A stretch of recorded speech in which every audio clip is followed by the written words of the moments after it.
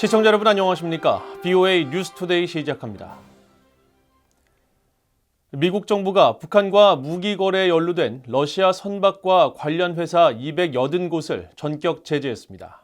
특히 러시아 기업에 반도체 기술을 제공한 한국인에 대해서도 제재를 단행했는데 한국 국적자가 미국 정부의 제재 명단에 오른 것은 이번이 처음입니다. 첫 소식 함지아 기자가 보도합니다. 미국 재무부 해외자산통제실이 12일 발표한 독자제재 대상입니다. 러시아 제재를 위반한 개인과 기관 약 280곳이며 이들 가운데는 한국인 이동진 씨가 포함됐습니다. 재무부 해외자산통제실이 공개한 내용에 따르면 이 씨는 미국의 제재 대상 러시아 기업인 AK 마이크로텍의 핵심 조달 대리인으로 활동했으며 1962년생으로 거주지는 부산입니다. 또 이 씨가 대리한 AK 마이크로텍은 러시아 방위산업에 반도체 기술을 공급하는 기업 등에게 기술 이전을 하는 업무를 담당했습니다.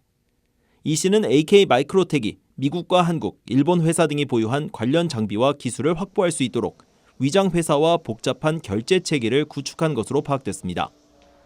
그동안 해외자산통제실의 제재 명단 목록에는 한국에 사무실을 둔 이란 회사와 한국에 거주하는 튀르키예 국적자 등은 있었지만 한국 국적자가 등재된 건 이번이 처음입니다.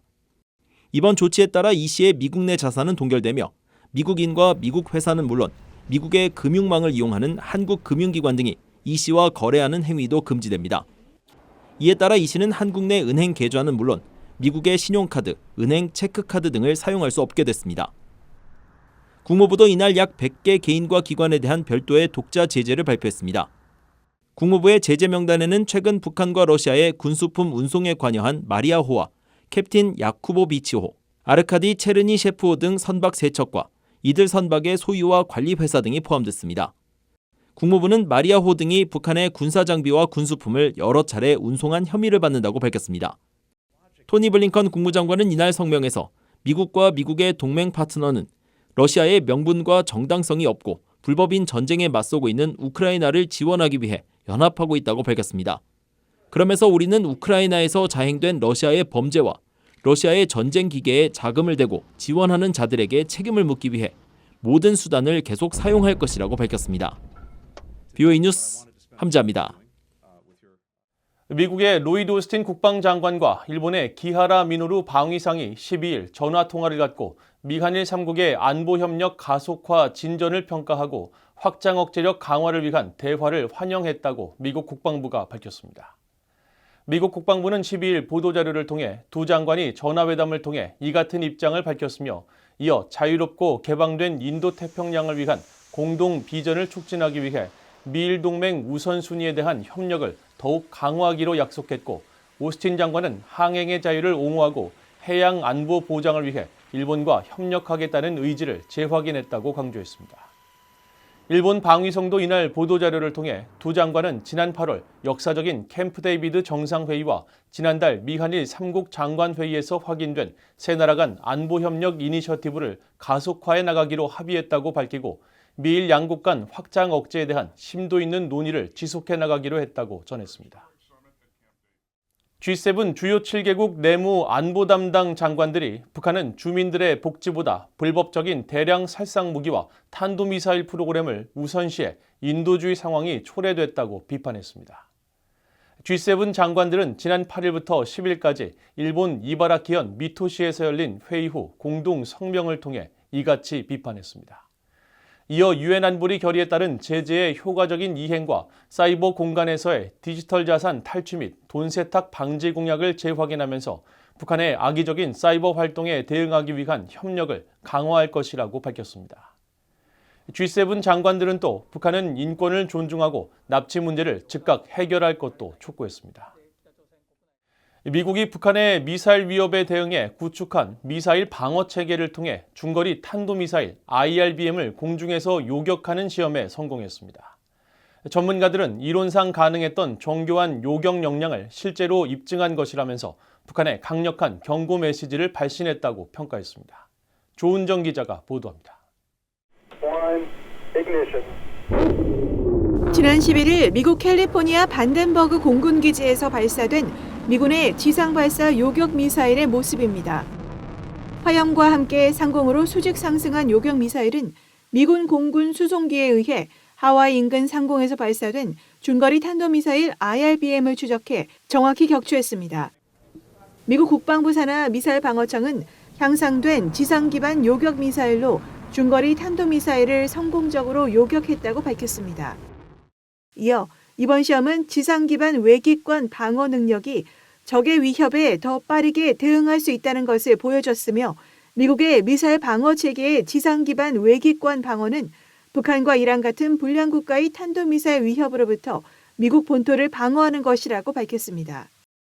미국의 군사 전문가들은 그동안 장거리 탄도미사일에 초점이 맞춰져 있던 미국 본토미사일 방어 체계를 중거리 탄도미사일로 확장한 것으로 미군에게 새로운 방어 역량을 제공했다고 평가했습니다. So this is a capability that in theory has existed, but it's never really been tested before. And now they've tested it and demonstrated that it does indeed work. 로버트 수퍼 전 미국 국방부 핵미사일 방어 담당 부차관보도 이번 요격 시험은 북한과 이란 등 핵무기 탑재 탄도미사일 배치를 결정한 나라들에게 매우 분명한 메시지를 보내는 것이라고 진단했습니다.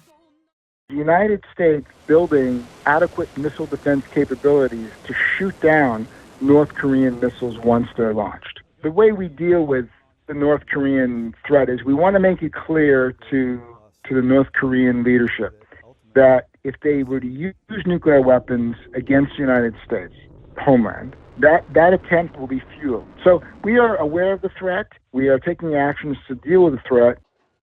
전문가들은 향후 북한의 탄도미사일을 더 완벽하게 억제하기 위해서는 추가로 50에서 60기의 요격기 배치가 필요하며 기존 미사일 방어 시스템 보강과 차세대 요격 미사일 NGI의 개발과 조기 배치를 서둘러야 한다고 강조했습니다. VOA 뉴스 조은정입니다. 미국 국방부는 미국의 최신 스텔스 전략 폭격기 B-21 레이더와 개량형 전술핵 무기 B-61의 13이 선제 핵 타격 목적이라는 북한의 비난에 대해 핵 공격 억제를 위한 방어용 역량 중 하나라고 일축했습니다. 미국 국방부 대변인은 12일 북한 주장에 대한 VOA의 논평 요청에 미국은 미국과 동맹국, 파트너에 대한 핵 공격을 억제하고 동맹과 파트너를 안심시키면서 억제가 실패할 경우 미국의 목표를 달성하는 데 도움이 되는 다양한 능력을 보유하고 있다며 이같이 밝혔습니다. 또 미국의 기존 핵 3축과 B-21 및 B-61의 13 등 현재 진행 중인 핵 현대화 프로그램의 모든 요소는 이 같은 목표 달성에 도움을 주기 위한 것이라고 강조했습니다. B-21 폭격기는 1989년 B-2 스피릿 이후 약 30년 만에 미국이 공개한 차세대 전폭기로 핵탄두와 재래식 탄약을 모두 투하할 수 있으며 B-61의 13 중력 폭탄은 핵전력 현대화 프로그램의 일환으로 현재 개발 중인 최신형 전술 핵폭탄입니다. 북한의 최대 석탄 항구인 남포에서 170m 길이의 대형 선박이 석탄을 선적하는 장면이 포착됐습니다. VOA가 지난달 에어버스가 촬영해 최근 구글어스에 공개된 이 일대 위성 사진을 살펴본 결과 이날 남포 석탄항에 정박한 175m 길이의 이 선박은 적재함 4개의 석탄을 가득 싣고 있고 바로 앞 대형 크레인은 부두에 놓인 검은색 물체, 즉 석탄을 분주하게 옮겨 싣고 있었습니다.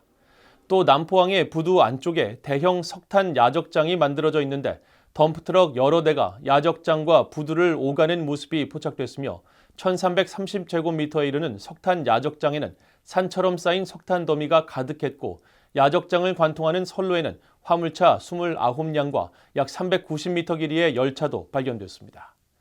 유엔 안보리는 지난 2017년 대북결의 2371호를 통해 석탄 등 광물에 대한 북한의 수출을 전면 금지했습니다. 이상으로 VOA 뉴스투데이를 모두 마칩니다. 시청해주신 여러분 고맙습니다.